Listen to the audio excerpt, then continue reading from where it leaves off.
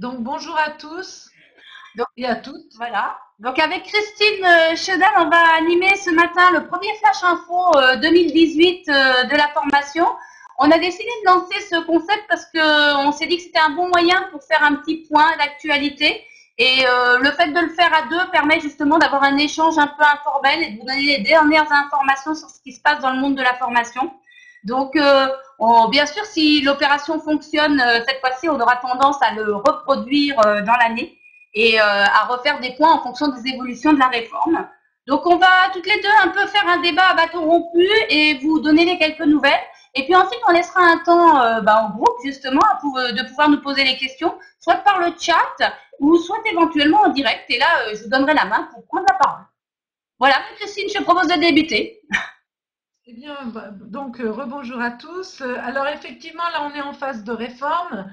Ça commence à bien partir et on se pose tous de nombreuses questions. Alors vous allez voir, il n'y a pas matière pour l'instant à mettre en place vraiment une action de formation d'une journée parce que c'est encore très flou et on n'a que des grandes tendances, mais on a quand même quelques points qui sont de l'ordre du concret. Alors, un des premiers points, c'est que le gouvernement a lancé, avec Muriel Pénicaud, une feuille de route vers le mois de novembre. Et donc, Céline, quels sont les points les plus importants, selon toi, de cette feuille de route lancée par Muriel Pénicaud? Alors déjà, ça a été une feuille de route assez surprenante pour les gens qui ont l'habitude des réformes, parce que c'est une feuille de route où en fait on a été relativement précis sur les choses attendues. On n'avait pas l'habitude, d'habitude les gouvernements ont plutôt tendance à donner des grandes lignes et juste à laisser ensuite les partenaires sociaux négocier. Et cette fois-ci, par contre, le gouvernement est plutôt précis sur ses attentes et a donné quelques grandes lignes assez directives d'ailleurs de ce qu'il attend. Ce qui n'a d'ailleurs pas toujours plu aux partenaires sociaux, soyons très clairs. Alors, qu'est-ce qui est annoncé dedans? Déjà, moi, ce qui m'a surpris, c'est qu'on ne parle pas de réforme, mais clairement de transformation de la formation. Donc, bon, c'est un mot à la mode actuellement. Hein, beaucoup de grosses entreprises sont actuellement en phase de transformation. Mais là, on annonce vraiment, oui, une nouvelle transformation de la formation. On verra si c'est vrai et si on est vraiment dans une réforme systémique de la formation. Alors, déjà, je vais commencer par quelques points qui nous ont paru positifs au départ. On nous annonce un approfondissement du compte personnel de formation en disant qu'il s'est mis en place, qu'il commence enfin à prendre. Je ne sais pas si c'est vraiment une prise, mais au moins que les différents éléments sont en place.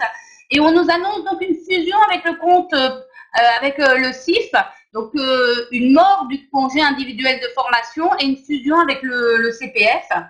Alors, est-ce une bonne chose, est-ce une mauvaise chose? On ne sait pas encore trop quelles seront les modalités pratiques. Le gouvernement ne fait qu'annoncer cette fusion. Ensuite, derrière, on nous annonce une disparition des listes du compte personnel de formation. Ça, je pense que personne n'y regrettera et que tout le monde trouve que c'est une extrêmement bonne idée parce qu'elles ont créé beaucoup de complexité au niveau du CPF. Et on nous annonce une monétarisation possible, c'est-à-dire le fait qu'au lieu d'annoncer le CPF en heures, à terme, on l'annoncera en fait en monnaie, donc en euros clairement. Alors, est-ce qu'on arrivera et comment, à quel montant? Ça, personne ne le dit et la feuille de route n'est pas précise. Et enfin, on annonce un développement de la co-construction du CPF, c'est-à-dire un financement co-construit entre les collaborateurs, les entreprises et les heures de CPF, donc peut-être par le biais des OPCA. Donc, à voir comment tout ça va se mettre en place. Ça, c'est sur le CPF et en gros, c'est un approfondissement de ce dispositif. Autre nouvelle, et là, en tant qu'experte du droit de la formation, ça m'a réjoui parce qu'il était temps que ça arrive. On nous annonce une nouvelle définition de la formation. C'est vrai que celle que nous avions datait fortement et il était vraiment important de revoir et de l'adapter au goût du jour et notamment aux nouvelles dispositions comme le digital. Donc c'est vrai qu'on nous annonce qu'on saura bientôt précisément ce que sera la formation. On va voir ce qu'elle sera à la définition. Vous allez voir, les différents acteurs ont déjà bien pris le sujet à bras le corps. Autre élément, on nous annonce une simplification du plan de formation. Alors là-dessus, beaucoup de mots, mais quelle simplification? Bon, si la fin des catégorisations, ça, je pense que c'est pareil, personne ne le regrettera. On n'a jamais très bien compris à qui ça servait, donc je pense que c'est intéressant qu'on nous l'annule. Et ensuite, derrière, on nous annonce une revisite du registre national de la certification professionnelle, ce qui est aussi une bonne chose parce que pour ceux qui sont allés le voir récemment, c'est une véritable usine à gaz, donc il est peut-être temps d'aller remettre un peu les mains dedans et de le revisiter. Mais Christine vous en dira sûrement plus tout à l'heure. Après quelques éléments inquiétants, et là je parle du point de vue des entreprises, mais qui, à la lecture de la feuille de route, nous ont un peu peut-être stressés sur le sujet, notamment une fin de la période de professionnalisation, ce qui veut dire que derrière, en gros, sur les 1%, si les 1% restent, hein, sur les 1%, ben, on risque d'avoir une grosse perte parce que les entreprises derrière ne récupéreront pas grand-chose. Et ça, pour les entreprises, c'est une période peut-être un petit peu difficile à vivre et à savoir comment regérer les financements. Pareil, une confirmation des obligations. En gros, pour tous ceux qui espéraient que l'entretien professionnel allait disparaître et que l'obligation qui arrivait en 2020-2021 de faire les entretiens et les pénalités qui vont avec allaient disparaître, il est clairement annoncé qu'elles vont rester et que tout ça ne va pas bouger. Et pareil, on nous annonce qu'on ne bougera pas sur l'adaptation au poste de travail, donc l'obligation des entreprises. Ça va rester également. Donc ça, c'est des marqueurs très précis du gouvernement qui dit que tout ça, il ne veut pas qu'on revienne dessus. Donc la feuille de route, c'est très clair. Autre petit point intéressant, mais peut-être inquiétant pour un responsable formation, la feuille de route annonce qu'on donnera peut-être un peu plus de rôle aux élus sur l'élaboration du plan et sur les décisions à prendre au niveau de la formation. Et ça, ben, on va voir comment les partenaires sociaux vont s'en saisir, mais c'est vrai que ça peut être un peu inquiétant pour certains RH qui gèrent les réunions au quotidien. Voilà, à mon avis, ce qui m'a marqué, Christine, dans la feuille de route. Et je pense que dans la feuille de route, il y a un point qu'on pourrait peut-être rajouter, c'est d'insister sur les PME et les TPE aussi. Je pense que dans la feuille de route, il y a aussi d'essayer de renforcer la formation dans les PME, TPE, peut-être en donnant plus de rôle à l'OPCA par rapport aux tailles des entreprises. Voilà, bon, je pense que pour l'essentiel. Hein. Par contre, Alors, Christine, il est dit sur le chat qu'on t'entend moins bien, donc si tu peux peut-être te rapprocher. Voilà. alors je vais me rapprocher un petit peu, voilà. Est-ce que c'est mieux? Ben, c'est Iba qui nous le disait, on va voir si elle entend mieux, si elle le dit mieux. Donc on verra. Alors, et toi, Christine, après la lecture de la... Pardon? Comment? Voilà. Je disais pour la lecture de l'ANI, de l'accord national interprofessionnel, qu'est-ce qui t'a marqué toi? Qu'est-ce que tu en as lu? Alors, oui, donc pour l'instant, on n'est pas sur un ANI, hein, on est déjà d'abord que sur un projet d'ANI. Il y en a eu un qui a été fait par la CFDT, bon, qui a présenté quelques points intéressants. Mais c'est surtout celui de MEDEF, ce qui va servir de base aux discussions des partenaires sociaux, donc qui a retenu l'attention. Bon, il est pour l'instant, à mon sens, extrêmement général, hein, et le MEDEF n'a pas fait de proposition extrêmement concrète. Pour moi, la réponse à la fois du MEDEF et des partenaires sociaux, elle est quand même un petit peu à côté, enfin dans les grandes lignes, à côté de ce qu'a proposé le gouvernement. C'est-à-dire que le gouvernement a été extrêmement précis. Les partenaires sociaux ont une réponse qui, elle, est beaucoup plus vaste, vague, et où personne n'a vraiment envie de complètement s'engager. Et surtout, les partenaires sociaux, pour l'instant, n'ont absolument rien dit concernant tout ce qui était financement. Pareil, hein, sur la période de pro, personne n'a dit un seul mot. Alors, si on regarde les points principaux de l'ANI proposés par le MEDEF, hein, qui a servi de base à la première discussion, donc la semaine dernière, le 12 février, d'accord, Janvier. sur lesquels les partenaires sociaux ne sont pas tous extrêmement d'accord. Le MEDEF insiste beaucoup sur le recueil des besoins ou une amélioration donc des besoins en formation, du recueil des besoins en formation, et propose là de renforcer, mais sans dire comment, les observatoires prospectifs des métiers, hein, et donc en leur confiant plus de missions. Mais le problème de ces observatoires des métiers qui ont été créés, je crois que c'était en 2004, c'est que pour l'instant, ils n'ont pas beaucoup de moyens, donc ils se basent souvent sur des réflexions des entreprises.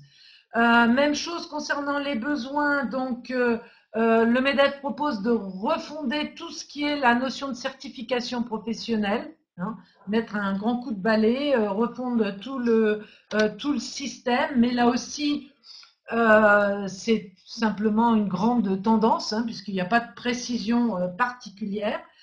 Après, un deuxième point de l'ANI, donc qui orientera après les discussions, donc ça sera un autre thème. Alors, ce premier thème a fait l'objet, et on en reparlera après, de cette première réunion. Autre thème, c'est l'alternance. Alors là, je crois que tout le monde est un peu d'accord, tant le gouvernement qui veut faire d'une seule loi formation alternance, on parle même peut-être à terme d'un financement global formation alternance. Donc là, le MEDEF veut développer l'alternance. Et alors lui, ce qu'il veut, c'est mettre en avant les branches professionnelles.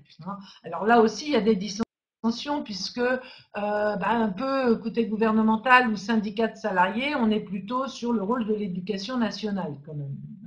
Donc le MEDEF voudrait vraiment qu'il y ait un rôle important des branches qui retravaillent donc dans le domaine de l'alternance. Et le MEDEF veut qu'on mette en avant aussi les POE, et de manière alors c'est peut-être là qu'il voit un moyen de récupérer un peu de fonds pour les entreprises au travers de l'embauche de demandeurs d'emploi et donc d'une formation importante pour les demandeurs d'emploi qui seraient là financés par les fonds mutualisés. Et même chose, hein, pas beaucoup plus d'informations, c'est plutôt c'est plutôt une analyse de ma part. Sur le compte personnel, pas de proposition non plus très concrète, mais ça sera un point et normalement, ce point sera traité dans la prochaine réunion, si j'ai bien compris.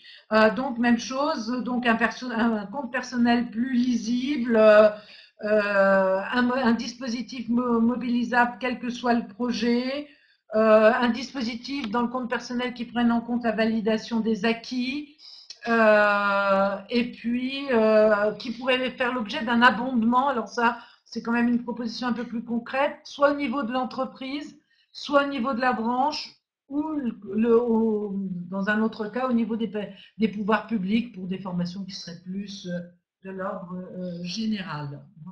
Après, donc, un droit généralisé, hein, au niveau de l'individu, alors avec une proposition assez amusante qui serait de rendre le CEP payant.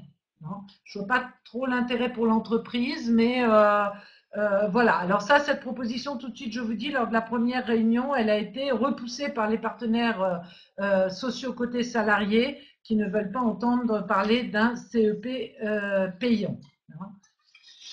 Ensuite, bon, rénover le dialogue social dans l'entreprise. Ils sont aussi pour un accompagnement spécifique des PME, TPE. Et puis, repenser le financement de l'alternance, repenser un peu le financement des demandeurs d'emploi, mais tout ça n'est pas accompagné de propositions concrètes, hein, c'est des grands axes. Et puis, accompagner aussi la montée en compétences dans les PME, TPE. Voilà un petit peu pour l'essentiel de ce qu'on peut trouver dans cette ANI qui a besoin d'être vraiment très approfondi. On peut presque dire que l'accord l'ANI proposé par la CFDT un peu avant était quelque part un peu plus complet. Bon, je pense que c'est pas trop la peine non plus, comme il va pas servir de base forcément aux discussions, ce sera plutôt, il va servir de base aux réponses peut-être des partenaires sociaux. Je pense que ça sera plus intéressant d'écouter plutôt la réponse des partenaires sociaux vis-à-vis du MEDEF que d'aller plus loin. Donc voilà un petit peu pour l'essentiel de ce qu'on peut dire pour les propositions concernant l'ANI. Donc une première réunion, bon, alors lui aussi, et ça je crois que c'est un point qui est commun à tout le monde, est d'accord pour revoir la notion d'action de formation. Et, mais lors de cette première réunion, pour l'instant, il n'y a pas eu de décision concrète concernant cette notion d'action, cette notion d'action de formation. On a vu plutôt pas mal de dissensions et pas grand-chose de très important qui est ressorti de la première réunion. Par contre, il y a le CPE ne sera pas payant, ça c'est la réponse plutôt des partenaires sociaux côté salarié. Je ne sais pas si tu as lu autre chose, toi, Céline, dans cette année. Non, moi j'ai trouvé qu'il était très télégraphique et très général et en tant qu'opérationnel, il nous frustre un peu, je trouve. Voilà, moi je suis allée chercher le vrai Annie en pensant que celui-ci c'était vraiment le préambule ou le plan détaillé. Hein. Et c'est vrai, quand je suis allée un peu plus loin pour aller chercher le vrai Annie, eh bien, j'ai découvert que c'était la proposition de accord national interprofessionnel. Et en fait, qui parle de choses générales et malheureusement pas de vraies propositions concrètes. Et c'est vrai que c'est là-dessus que je pense que c'est pour ça que ça a créé des discussions houleuses parce que il n'y avait pas forcément matière à discuter derrière. Voilà, et c'est toujours compliqué aussi de travailler à 10 ou 12, je ne sais pas combien ils sont, mais voilà. Alors, par ailleurs, tu es allé la semaine dernière avec le GARF au ministère, et vous avez rencontré Monsieur Lardy. Donc, Monsieur Lardy est un des rédacteurs éventuellement potentiels du futur projet de loi. Qu'est-ce que tu en as retenu? Alors, ça fait un échange extrêmement fructueux parce que justement, un vrai échange sur des aspects pratiques. Moi, j'ai énormément apprécié le fait qu'on ait un vrai débat d'experts et de personnes qui connaissaient le sujet. Monsieur Lardy a déjà participé à l'époque pour le compte d'EFO, mais aux précédentes discussions et à précédentes négociations.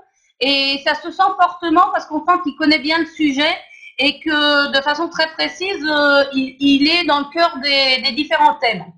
Alors, nous, on allait en tant que membre du GARF et en tant que bureau du GARF, je n'y suis pas, mais j'étais avec d'autres personnes, notamment avec le président du GARF, Sylvain Humeau. On allait présenter en fait les 6 propositions que les GARFistes ont travaillées depuis quelques mois et aller dire ce qu'en pensaient les opérationnels et ce qu'en pensaient les professionnels de la formation pour aller remonter justement nos idées et remonter nos doléances, on va dire, par rapport à une réforme qui pourrait arriver. Alors, sur les 6 propositions, on n'a pas vu les différents points avec M. Lardy, on l'a vu que pendant une heure, on ne pouvait pas tout faire, mais il y a des points sur lesquels on a pas mal échangé, notamment sur l'action de formation. Et je pense que c'est vraiment un des points de la réforme où tout le monde est d'accord qu'il faut revoir cette action. Et ce qui est intéressant, c'est qu'on a proposé donc la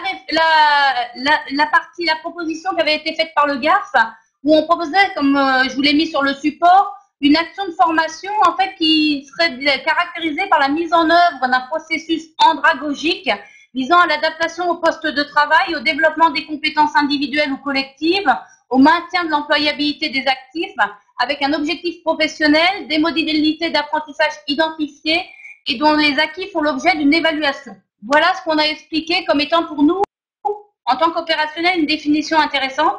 Alors, je le dis tout de suite, Monsieur Lardy n'a pas apprécié du tout le mot d'andragogique. Et nous a dit qu'il ne voulait pas aller expliquer ça directement devant le Parlement et devant des politiciens. Donc, très clairement, je pense que le mot d'andragogique ne sera pas repris. On parlera peut-être plutôt de pédagogie que d'andragogique. Mais les autres éléments, en fait, il a clairement expliqué que dans la définition que lui verrait, les différents points qu'on avait marqués étaient aussi notés. Donc, en fait, on était plutôt en phase sur cette définition. Et donc, c'est ça qui est plutôt intéressant, c'est qu'on risque d'aller vers une définition qui sera plus une définition sur des objectifs et sur ce qu'on attend de la formation, plutôt que sur des choses comme on l'était jusqu'à présent, sur une définition très juridique de la chose, avec justement des obligations légales, des documents à donner, etc., ce qui était un peu le cas aujourd'hui. Donc ça, je pense que c'est assez intéressant d'aller vers une définition plus concrète et plus opérationnelle de la chose. Donc ça a été une grande partie de notre échange. L'autre partie intéressante, alors forcément, on a été dire que nous, ça nous arrangeait pas que la période de pro disparaisse, soyons clairs. et qu'en tant qu'entreprise, c'était une grande perte.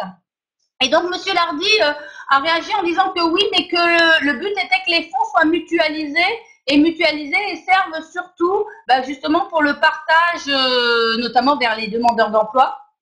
En parallèle de ça, il est à l'écoute de solutions sur la création d'un crédit d'impôt formation et apparemment, il cherche une solution dans ce sens-là. Donc, on a pas mal échangé sur le sujet et le GARS essayera justement de travailler sur ce domaine-là et de refaire des propositions parce que c'est vrai que ce crédit d'impôt formation pourrait être un moyen justement pour les entreprises. Comme on a aussi travaillé sur des solutions de fiscalité où finalement on pourrait utiliser des fonds d'une année sur l'autre. Donc le GARF est en train de travailler sur des propositions, notamment avec le cabinet Fidel qui a prévu de faire à trouver une solution de défiscaliser. Donc je pense que voilà, on est en train de travailler sur comment essayer de pallier la disparition d'une période de pro par des régimes de fiscalité peut-être plus intéressants pour les entreprises qui investissent en formation. Ça serait peut-être par là qu'on pourrait aller. Il y a déjà eu dans le passé un crédit d'impôt formation qui marchait pas si mal que ça, hein, je crois en termes où quand les entreprises, alors bon, c'était un autre contexte, mais augmentaient leurs dépenses de formation, c'était déductible d'un bénéfice fiscal. Ils vont peut-être repartir un petit peu dans un sens comme ça, notamment pour les PME, TPE, je pense. Et il existe un crédit innovation, donc en fait, pourquoi pas un crédit formation? En fait, ça serait crédit d'impôt formation, ça serait en identification avec le crédit innovation. Donc bon. Pour les PME, TPE notamment, de manière à ce que, on sait aujourd'hui, surtout quand elles passent par l'OPCA, qu'elles ont toujours à remettre de l'argent, ce qui, dans certains cas, bloque. Et donc, si ça faisait l'objet d'un crédit d'impôt, c'est vrai que ça pourrait être une solution éventuellement intéressante. On verra, il ne faut pas non plus que ce soit une usine à gaz. Hein. Alors, autre point, on a reparlé de la monétarisation du CPF, dont on sait que les partenaires sociaux l'ont mise de côté dès les premières négociations. Et pourtant, Monsieur Lardy continue à dire que lui, il aimerait aller vers là. Donc, en fait, en gros, le gouvernement continue à réfléchir à cette monétarisation et à chercher des solutions en ce sens-là. Alors, moi, j'ai joué le poil à gratter, c'est-à-dire que je lui ai demandé, clairement, ce que je me demande depuis des mois, c'est si tout le monde prenait son CPF, même si on le monétarisait qu'à 10 €, avec les heures déjà acquises, est-ce qu'on aurait de quoi le financer? Et il paraît que je suis un peu provocatrice et que tout le monde ne prendra jamais son CPF, m'a dit Monsieur Lardy. Donc peut-être c'est le cas, mais c'est vrai que moi je suis toujours un peu étonnée en tant que chef d'entreprise que derrière, en fait, à un moment, on envisage de mettre un système qu'on n'a pas les moyens de financer derrière en place. Donc c'est un peu le but de notre échange. Et surtout qu'on se retranche derrière le fait, mais ils ne vont pas l'utiliser. Donc mettre en place un dispositif en misant sur le fait qu'il ne sera pas utilisé, c'est quand même assez surprenant, je trouve. Voilà. Donc, surtout que je pense qu'à partir du moment où on dit aux gens qu'ils ont une enveloppe, je dis n'importe quoi, mais de 2 000 € par exemple, ça peut les pousser plus fortement à l'utiliser. Alors c'est le but du jeu normalement, mais si ça commence aussi à aller vers des dérives, hein, c'est moi mon inquiétude. Hein, si à un moment la formation commence à servir à payer les cours scolaires des enfants, par exemple, on n'aura pas atteint le but attendu, quoi. Donc voilà, et donc dans les autres points dont on a parlé, et bon, où le GARF était peut-être pas très bien placé pour aider Monsieur Lardy, il faut le reconnaître, on a beaucoup parlé justement de solutions pour accompagner les TPE, PME. Et là, c'est vrai que je pense que tout le monde cherche depuis des années cette solution. Alors, on a parlé justement de FEST, de mise en pratique sur le poste de travail. Voilà, on a tourné un peu là-dessus, mais c'est vrai que là-dessus, je pense que les solutions sont difficiles à trouver et qu'on a déjà testé plein de choses et que ça marche pas forcément en fait. Mais là, tout le monde est à la recherche d'une solution. On nous a demandé d'y réfléchir. On va faire des propositions au niveau du GARF, parce que là, Monsieur Lardy nous a renvoyé vers de nouvelles réflexions. Il nous a demandé de lui faire une proposition très très rapidement, donc en gros dans les 10 jours, pour que justement après il y ait un travail, parce qu'en ce moment, il y a une réflexion sur qu'est-ce qui est en train de s'écrire. Voilà un peu le résumé, une réunion très intéressante, et je trouve intéressant aussi qu'on s'intéresse au point de vue des professionnels. Je pense que la première chose c'est qu'on accepte d'écouter les professionnels de la formation, le GARF étant l'association qui existe, qui nous fédère. derrière, c'était le moment, en fait, on a été écouté, ce qui n'a pas toujours été le cas dans les réformes précédentes. Et puis il y a un point donc qu'on peut rajouter aussi, c'est qu'a priori, contrat d'apprentissage et contrat de professionnalisation resteraient deux contrats distincts, hein. À un moment, on a parlé de ne faire qu'un seul contrat. C'est vrai que ces deux contrats sont très proches. Ils se gèrent de manière très compliquée en entreprise avec des statuts de jeunes différents. On aurait pu espérer une harmonisation. A priori, on va garder deux contrats spécifiques, hein. Alors, Alors, j'ai rejoué le poil à gratter aussi avec Monsieur Lardy sur le sujet. J'avais décidé d'être provocatrice, mais comme il me connaissait un peu, ça l'a pas tellement étonné.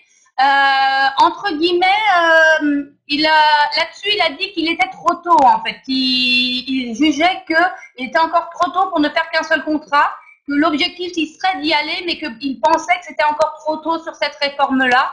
Par contre, on va clairement aller vers une fusion des financements. Il a clairement été annoncé que, en gros, la taxe d'apprentissage et le financement de la formation allaient fusionner.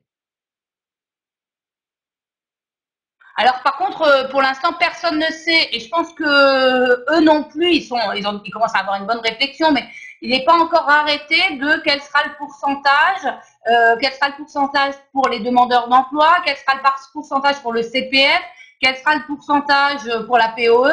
Tout ça, c'est pas encore arrêté. Je pense que c'est en réflexion avec des discussions et on attend les discussions des paritaires. oui, d'autant plus que pour revenir à l'ANI proposée par le MEDEF, là au-dessus, il y a un vide total concernant le financement. Le MEDEF ne fait à ce sujet aucune proposition. Et pourtant, c'est le sujet central. C'est quand même un sujet central, oui. C'est l'un des nerfs de la guerre, quand même. Donc, bon, et pour changer un peu et quitter un peu la réforme, Christine, tu as vu par contre qu'il y avait deux, trois nouveautés qui étaient sorties au 1er janvier 2018, alors qu'on s'y attendait pas forcément d'ailleurs. Voilà, on a des retombées de la loi de travail de 2016, hein, avec des décrets qui ont commencé, qui sont sortis. Ça paraît très vieux, la loi travail, mais enfin bon, voilà. Alors déjà beaucoup de choses qui n'intéressent pas forcément directement l'entreprise, sauf à la marge. Donc je ne vais pas rentrer dans le détail, mais vous les signaler. Le droit au CPA, CPF et donc au CPF et CEC des travailleurs non salariés, tous les indépendants, les artistes, les auteurs, donc vont avoir accès donc au CPF ou CEC. Accès au CPF aussi, alors ça peut intéresser des dirigeants d'entreprises non salariés, Je suis très hein. intéressée, moi, je vais pouvoir aller me former. Ben voilà, moi aussi, hein. Jusqu'à présent, nous n'avions pas grand-chose. Et donc, avec un droit qui commencerait à se mettre en place dès le 1er janvier 2018, donc avec 24 heures en principe, hein, en 2019.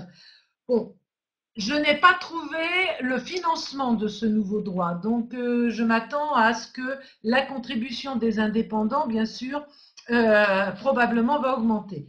Après, on a aussi un accès au CPF des pluriactifs. Alors, par pluriactifs, on parle de personnes qui ont double statut. Soit ils sont salariés d'une entreprise privée, mais aussi fonctionnaires, ils cumulent les deux, hein, ou fonctionnaires et indépendants, cumulent les deux, ou salariés et indépendants. Hein, certains ont de double activité.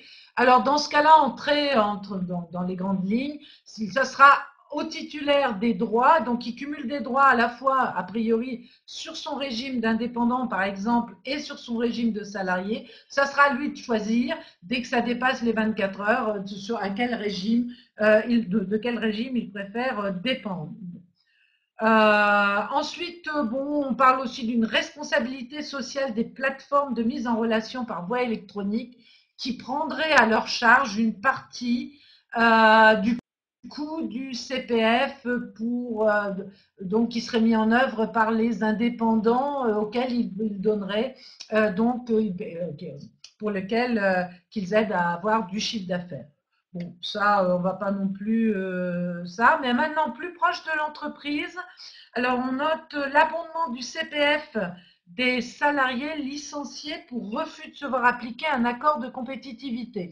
Donc, vous savez que dans le cadre des lois Macron, il pourrait y avoir maintenant au niveau de l'entreprise des accords de compétitivité, que les salariés qui ne voudront pas adhérer à cet accord pourront donc opter pour être licenciés. Et dans ce cas-là, s'ils sont licenciés, ils auront droit à un abondement de leur CPF à hauteur de 100 heures de formation, ce qui provoquera pour l'entreprise un coût de 3 000 euros, puisque ce sera 100 heures valorisées à 30 euros de l'heure. Par contre, il y avait un autre point qui a été, lui, abandonné par rapport à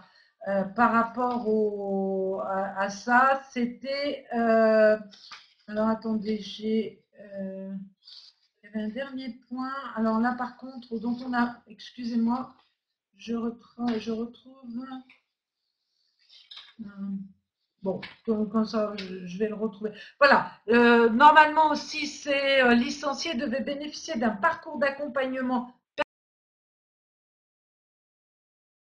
personnalisé. Ça a été retiré. Mise en application qu'en 2019, donc au 1er janvier. Abondement du CPF, là, une mise en application qu'en 2019, donc au 1er janvier. Abondement du CPF des victimes d'un accident du travail ou d'une maladie professionnelle.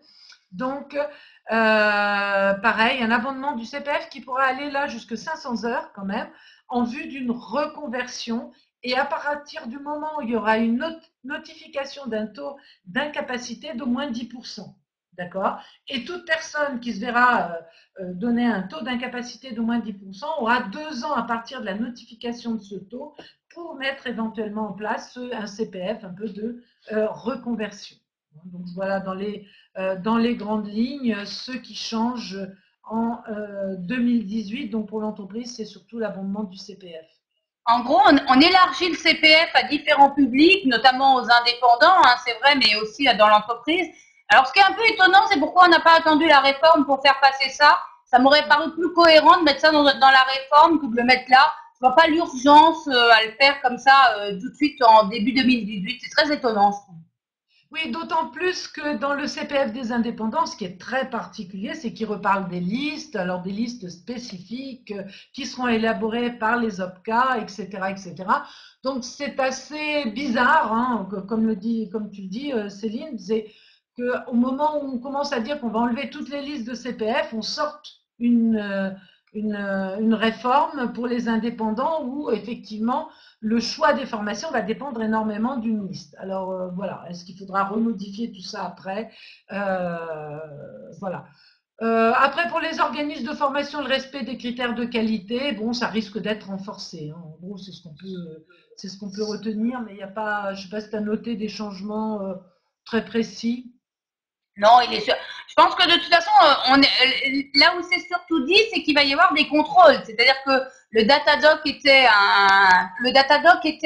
en gros un premier passage, mais que tous les organismes doivent être conscients qu'il va y avoir maintenant des audits qui vont se faire et les contrôles vont être faits et que le déclaratif qui a été fait dans le Datadoc ou lors des certifications va être validé ensuite. C'était pas juste de dire qu'on faisait, il faut maintenant continuer à faire. Et de temps en temps, c'est ça le plus dur. C'est ça, hein, par rapport. Et puis bon, si il y a la mise en application au 1er janvier 2018 lors du passage du permis de conduire. Donc maintenant, l'auto-école doit être au Datadoc. Hein, et de la même manière, pour toutes les formations à la création d'entreprise, il faut que le prestataire de formation soit bien au Datadoc. Jusqu'à présent, donc il y avait, c'était pas il y avait une tolérance. Hein, voilà. Ils étaient exonérés, ils avaient un peu de temps pour se mettre à jour, mais là maintenant, ils doivent être au carré à partir de 2018. Alors, qu'est-ce que, Céline, tu pourrais conseiller à tes clients ce début d'année et en attendant la réforme pour Alors le moi, plan, dans la mise en œuvre des plans 2018? ceux que j'ai rencontrés, notamment en fin d'année 2017, et ceux que je rencontre encore aujourd'hui pour la conclusion des contrats, notamment d'externalisation de la formation qu'on met en place, c'est vrai que moi, en ce moment, je leur conseille déjà très fortement de suivre au quotidien. Donc, bravo à ceux qui se sont inscrits aujourd'hui. Bravo à ceux qui s'inscrivent aux différents petits déjeuners, qui vont voir les webinaires, qui derrière lisent les différents articles qui paraissent. Il faut vraiment être proactif sur le sujet, au quotidien, aller suivre ce qui se passe, voir ce que les paritaires font, pour tout de suite prendre en compte pour le plan actuel, mais aussi surtout le plan prochain, les changements pour les mettre rapidement.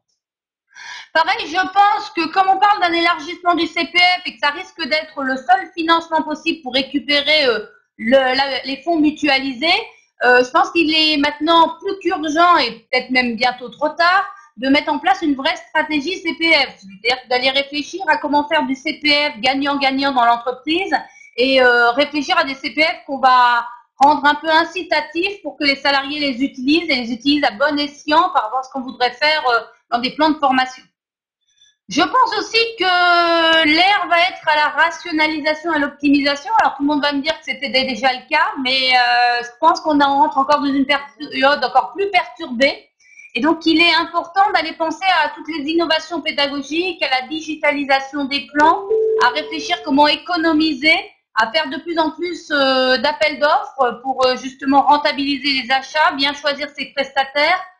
Penser à des formations qualitatives, mais aussi rentables, on va dire. Comme on va garder les entretiens, tous ceux qui s'y sont pas mis, il est vraiment temps de se mettre en conformité, de faire les entretiens dans les temps, d'assurer le suivi, de veiller à ce qu'on ait bien dans les 6 ans l'action de formation, la VAE, la certification. C'est un gros travail des services formation, d'où des requêtes à préparer, des choses à faire. Mais on voit que nos clients commencent de plus en plus à demander, hein. On a de plus en plus de demandes de devis sur la gestion des entretiens professionnels, etc. C'est bien que le vent commence à tourner vers le fait qu'on se rapproche de 2020. Et puis ensuite, derrière, important peut-être de réfléchir à comment certifier aujourd'hui au quotidien les compétences, travailler sur une démarche GPEC où justement peut-être on certifie. Alors peut-être pas tout de suite des certifications entrées à l'inventaire parce qu'elles n'existent pas encore à date, mais peut-être qu'on va y arriver. Donc de toute façon, les différentes réflexions tendent vers là. Donc aller réfléchir à une politique de certification me paraît intéressant dans une démarche aujourd'hui d'un service formation. Je sais pas, toi, tu dirais quoi? Tu as d'autres idées, Christine, peut-être d'autres choses que tu verrais? Je pense que je vois pour l'instant pas grand-chose de plus. C'est vrai que bon, il faut suivre la réforme. Il faut pas non plus prendre comme argent comptant ce que l'on lit ou ce que l'on voit, puisque tout peut être changé en plus en dernière minute, hein. Il y a aussi des fake news en formation. Voilà. Comme ailleurs d'ailleurs, hein. Ça existe aussi. Bon, et alors pour terminer, et puis vous laisser la parole surtout, quand allons-nous faire un prochain point sur la réforme, Céline? Alors nous, on se revoit très bientôt, Christine, puisque le 30 janvier prochain, on se voit lors du deuxième speed dating de l'achat formation organisé par Aditya. On espère vous y voir nombreux. Le but étant de sourcer de nouveaux organismes, d'identifier des plus petits organismes que vous ne connaissez pas et qui sont tout aussi performants que les très gros, voire souvent plus. De tester aussi la gamification, parce que vous avez préparé avec toute mon équipe et Christine y participera fortement aussi, la gamification, des exemples de gamification en formation. Vous pourrez passer votre permis à point de la formation. Et puis, vous pourrez tester la réalité virtuelle utilisable dans le monde de la formation. Donc, tout ça, c'est des surprises qui auront lieu le 30 janvier 2018 sur Paris.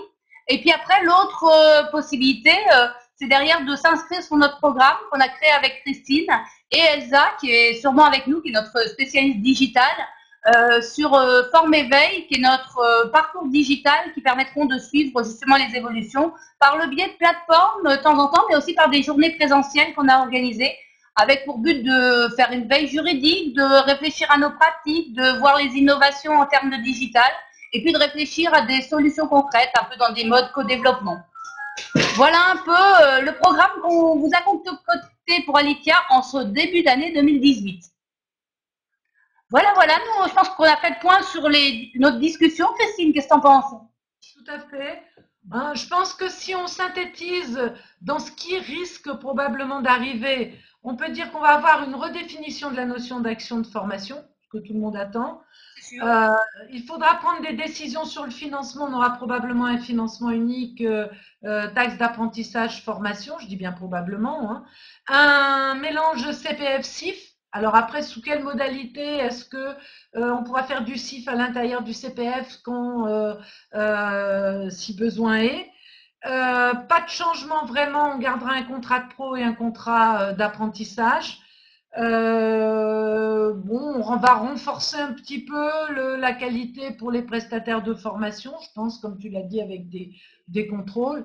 Voilà, pour les principaux. Et puis, bon, suppression de la POE, pas de la POE, de la période de pro. Là, on la Et garde. effectivement, utilisation de la POE pour insérer les demandeurs d'emploi.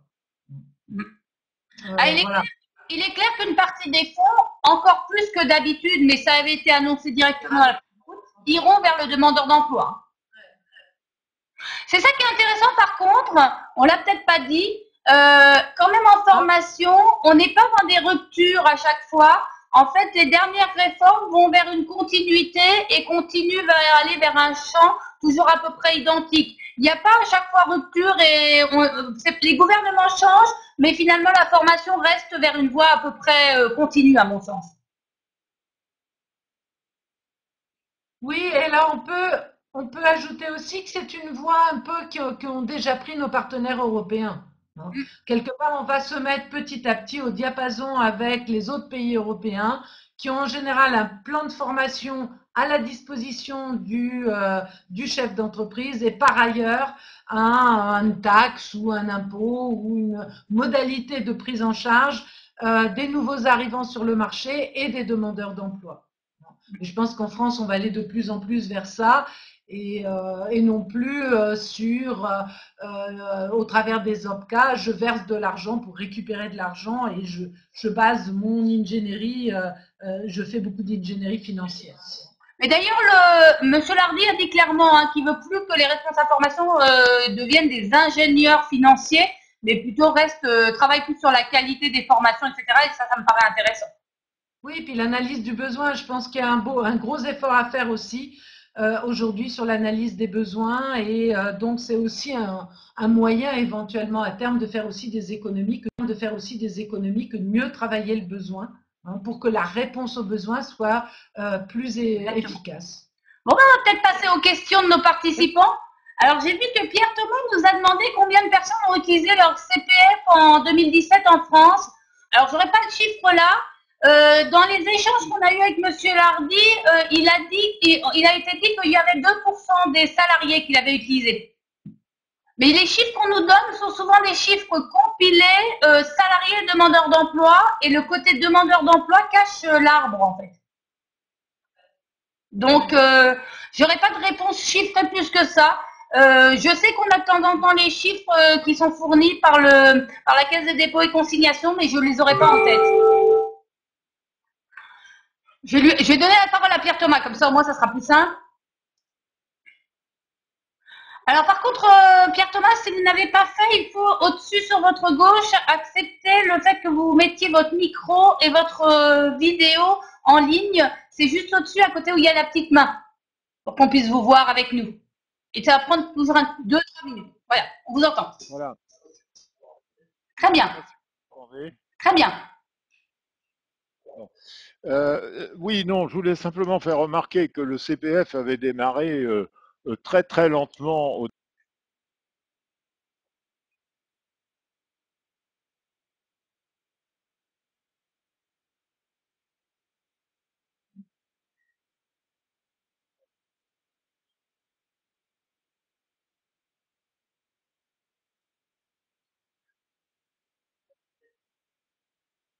qu'il n'y avait eu que 2000 à l'échelon national, 2000 personnes qui avaient utilisé leur CPF. Donc pour moi, c'était un flop évident, mais, parce que ça a été lancé quand même comme étant quelque chose de révolutionnaire, etc. L'une des raisons étant aussi que l'offre était complètement sporadique, puisqu'il y avait très peu d'organismes de formation qui s'étaient inscrits sérieusement sur le CPF. Donc ça c'est une première remarque. Je sais que l'année d'après, ça s'est quand même pas mal développé, puisque on est passé à 20 ou 30 000, voire peut-être plus, personnes qui ont utilisé leur CPF. Donc ma question, c'est de savoir aujourd'hui où est-ce qu'on en est. Est-ce qu'on est à 1 million? Est-ce qu'on est à 500 000? Ou est-ce qu'on est Ah, beaucoup plus. C'est quand même intéressant d'avoir au moins une idée.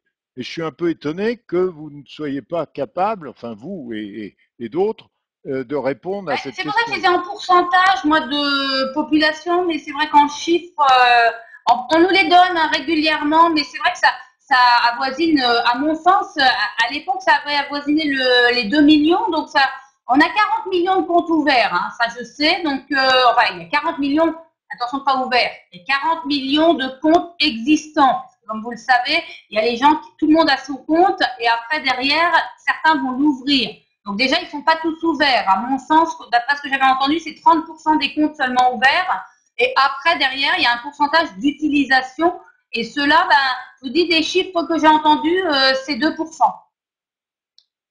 Mais ce qu'on peut faire, moi, D'accord. j'ai vu passer, mais je suis pas capable de vous le sortir de tête, mais on peut vous renvoyer peut-être, si je vois des informations, on pourra vous renvoyer un chiffre plus précis.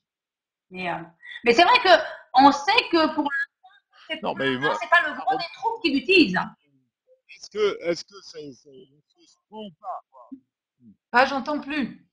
On vous a pas entendu. Ah, je disais que ma remarque était simplement de dire, c'est bien gentil de lancer des choses comme ça. Avant, il y avait le DIF. Le DIF, ça avait été un fiasco, hein, d'après ce que je sais, ou bien ça avait été utilisé pour n'importe quoi. Alors le CPF, c'est le contraire du DIF, puisque là, il faut avoir une formation certifiante ou un diplôme derrière. Et je me posais juste la question de est-ce que c'est une voie intelligente ou pas.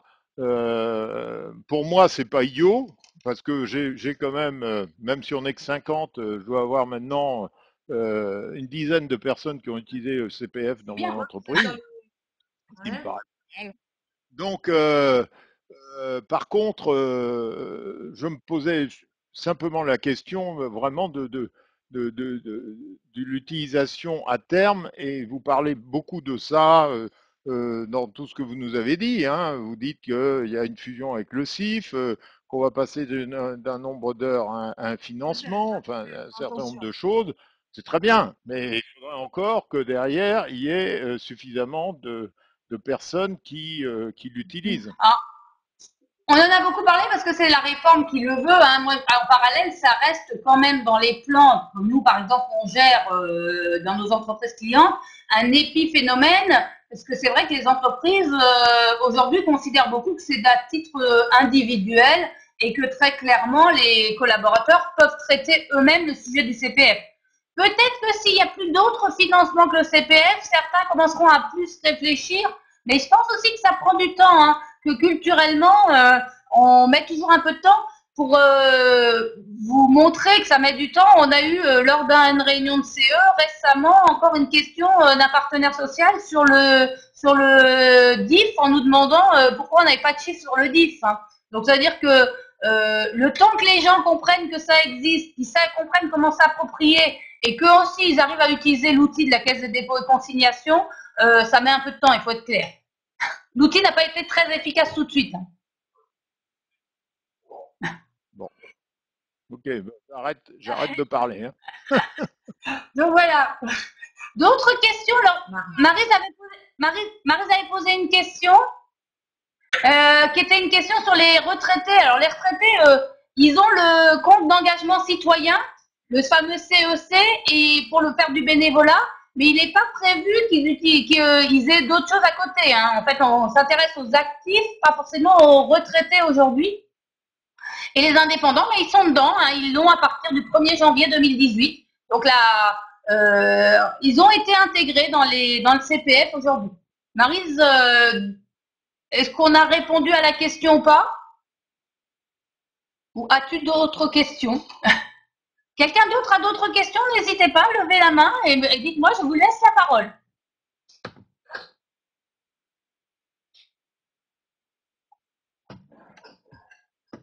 Non, pas d'autres questions? Si, je vois si quelqu'un lève la main, je le vois automatiquement en tant qu'animatrice. C'est l'intérêt d'une classe virtuelle. On le voit tout de suite. Et pour l'instant, j'ai personne. Ah, j'ai Alain qui lève la main. Alors, je te donne la parole, Alain. Par contre, il faut bien s'assurer que le micro est ouvert au-dessus. Hein. Ok, donc tu Très très bien. m'entends? Très très bien. Super. Bon, bonjour à tous. Donc moi je suis un OF. Euh, Par rapport aux OF, la question est surtout centrée sur ça. Mis à part le Datadoc et le renforcement des contrôles version audit, est-ce qu'il y a autre chose qui est prévu dans cette transformation Il y aura la, qui pourrait nous il y aura impacter? il y aura la certification. Il y aura la certification. Je coupe 2 secondes ton micro parce que ça fait réverbération. En fait, il y aura la certification puisqu'on va revoir les certifications nationales et surtout faciliter l'entrée à l'inventaire et au RNCP et le rendre un peu plus agile et plus flexible. Donc, ce qui veut dire que des OF, même de plus petite taille, pourraient avoir accès plus facilement à des certifications et donc notamment, pourquoi pas, au financement du CPF. Moi, je vois ça. Christine, qu'est-ce que tu verrais d'autre? Oui, excuse-moi, je viens de retrouver des chiffres concernant le CPF que j'avais vu passer, mais je ne les avais pas en tête. Donc, les derniers chiffres du ministère, hein, ça date de janvier. Donc, je repasse un peu en arrière. On avait 5,26 millions de comptes ouverts et on a eu 576 230 formations financées en 2017. Mais c'est exactement ce que tu disais, Céline, on n'a pas le décompte entre les demandeurs d'emploi et les salariés. À mon avis, il y a plus de demandeurs d'emploi qui ont utilisé le CPF que de salariés. Ce que dit aussi le ministère, parmi les 10 formations les plus demandées, on trouve l'apprentissage des langues avec Bula et TOEIC, de l'informatique, PCEI, etc., de la bureautique et des compétences digitales au travers du TOSA. Figure aussi alors là, on retrouve de manière assez intéressante, c'était quand même ce qui portait le DIF. Hein. Figure aussi les certificats de conduite de chariot élévateur, les fameux CACES, stage de préparation à l'installation pour les futurs artisans et chefs d'entreprise, socle de compétences CLEA, hein, qui se développe en entreprise, hein, ça il faut le noter, c'est quelque chose d'assez intéressant, mais qui s'est beaucoup développé quand même chez les demandeurs d'emploi, et de même que l'accompagnement à la validation des acquis de l'expérience. Donc environ un peu plus de 500 000 formations, avec quand même beaucoup de formations quand même plutôt de courte durée. Combien de salariés, combien de demandeurs d'emploi? Donc environ un peu plus de 500 000 formations, avec quand même beaucoup de formations quand même plutôt de courte durée. Comme on le voit, il y a très peu de CPF quand même diplômants et Il faut dire certifiants. que les montages financiers sont plus durs à construire. Hein. Complètement. C'est aussi la grande difficulté. C'est vrai que dès qu'il y a plusieurs financeurs et qu'on doit faire des cofinancements, c'est extrêmement compliqué, ne serait-ce que dans les délais, dans les dossiers à monter, les prises en charge, ça complexifie bien les dossiers. Donc voilà, je ne sais pas si je réponds un petit peu à la question. Bon, à voir. Alain, est-ce que tu avais une réponse à la question d'Alain sur les OF? À part la certification, qu'est-ce qui pourrait toucher les OF?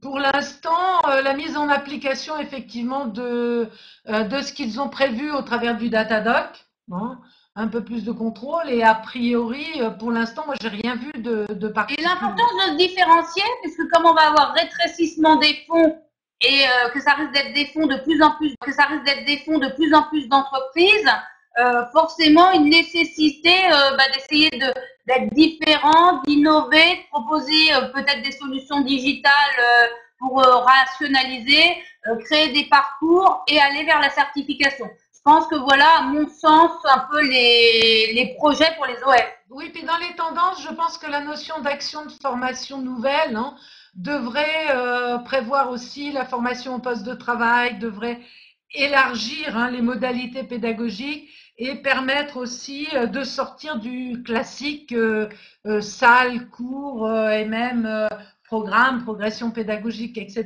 Ça serait un traçage d'acquisition de compétences, hein, au travers de modalités qui pourront être différentes. Donc, ça recoupe ce que tu dis, c'est l'OF qui s'en sortira le mieux, c'est celui qui va être capable aussi d'innover et d'innover à des prix acceptables, puisque ça sera essentiellement le budget, à mon sens, interne à l'entreprise. Donc, pourquoi pas en utilisant aussi de nouveaux outils Par exemple, pour aller vers les TPE, PME, je pense que la classe virtuelle est un des moyens aussi, plutôt que de devoir se déplacer, de temps en temps aller faire des formations d'une heure, 2 heures avec par exemple avec le dirigeant ou avec un collaborateur. Ça permettra que le formateur puisse faire des heures et pas des journées, et ça donnera peut-être des coûts plus intéressants pour tout le monde et facilitera la TPE, parce que la TPE, c'est souvent une histoire de temps. Une journée de formation, ça lui prend énormément de temps dans sa semaine et elle n'a pas la possibilité de. Alors après, il restera toujours le problème pour la TPE du traçage. Parce que ça donne énormément de travail bureaucratique et c'est ce qui fait d'ailleurs que on dit beaucoup la TPE ne forme pas. Moi, je suis contre absolument cette approximation. Je pense que la TPE forme largement autant que la grande entreprise, sauf qu'elle forme différemment. Elle forme beaucoup au poste de travail, mais elle ne trace pas. Donc, elle est incapable de valoriser le temps passé. Par contre, la TPE, comme la grande entreprise, a tout intérêt à avoir des salariés compétents. Et moi, j'ai vu des parcours d'intégration de nouveaux arrivants dans des TPE qui n'avaient rien à envier à ce qui se fait dans les grandes entreprises, sauf qu'ils ne sont pas tracés, ne sont pas mis en valeur et ne sont pas valorisés. Mais ils sont faits. Hein. Exactement. Ils n'ont pas financé et les OPCA disent qu'ils n'en ont pas, mais alors qu'en fait, la TPE fait des choses extrêmement intéressantes. Totalement d'accord avec toi. Donc, c'est pour ça que je pense que c'est sur cette traçabilité qu'il faut les aider et sur le fait de leur trouver des moyens adaptés et sur le fait que les organismes s'adaptent aussi aux TPE et n'essayent pas de vendre les mêmes programmes que pour les grosses boîtes. Parce que moi, je note aussi en tant que consultant formateur, la plupart du temps, on propose aux TPE la même chose qu'aux grandes entreprises. Or, prenons la formation, un plan de formation dans une TPE, c'est absolument rien à voir avec un plan de formation dans une très grosse entreprise. On n'a pas besoin de 3 jours ou 2 jours de formation pour l'appréhender. Et donc, il faut aussi adapter tout à fait la forme donc à la réalité de la TPE, puis surtout à son besoin. C'est-à-dire avoir une vraie analyse du besoin, de quoi ont besoin les TPE au niveau transversal, comme au niveau métier, comme au niveau de manière à pouvoir leur proposer une offre qui leur convienne et non pas une offre qui est l'offre pour les grosses entreprises dans lesquelles elles ne se retrouvent pas. Exactement. Voilà, moi je pense que voilà l'intérêt pour un organisme de formation demain. Après, la conclusion va rester rude. Hein. Bon, ben, je pense. Alors, Alain, est-ce qu'on a répondu à ta question? Je te remets le micro. Oui, ça me convient bien, merci. Alors, je vous rappelle aussi que Datadoc ne concerne que les organismes de formation qui passent par les OPCA ou qui passent par les pouvoirs publics, c'est-à-dire qui travaillent avec Pôle emploi, qui travaillent avec un certain nombre de partenaires publics. Si vous travaillez en direct avec les entreprises, le Datadoc, mis à part une question de essayer de se différencier en disant, voilà, je suis sérieux parce que je suis datadocké, on n'en a pas besoin. Hein. Donc là-dessus, c'est pareil, le contrôle qui découle du Datadoc n'intéresse que ceux qui ont vraiment besoin du Datadoc. Après, c'est la relation avec l'entreprise qui est à créer, qui est à formaliser. Bon, ben, je pense qu'on a à peu près fait le tour. Est-ce qu'il reste des dernières questions? De dernières interrogations? Alors, il nous restera à vous demander si ce format vous a plu et si vous voulez qu'on renouvelle l'expérience. N'hésitez pas à nous le faire par mail, à nous faire des petits commentaires sur ce que vous auriez voulu modifier, ce que vous voudriez, sur des sujets éventuellement qui pourraient vous intéresser. On verra comment le réorganiser, comment le refaire, parce que c'était une première aujourd'hui avec Christine qu'on a expérimenté. Je pense que nous, on a apprécié. Maintenant, à voir si vous avez apprécié. Bon, ben écoutez, on vous souhaite à tous une très bonne journée et puis une bonne application. Merci beaucoup et très bonne journée à tous. Bonne fin de journée. Oui, alors, bonne question de Patricia. Oui, on va vous envoyer le support à tous, comme ça vous l'aurez. Très bonne fin de journée à tous.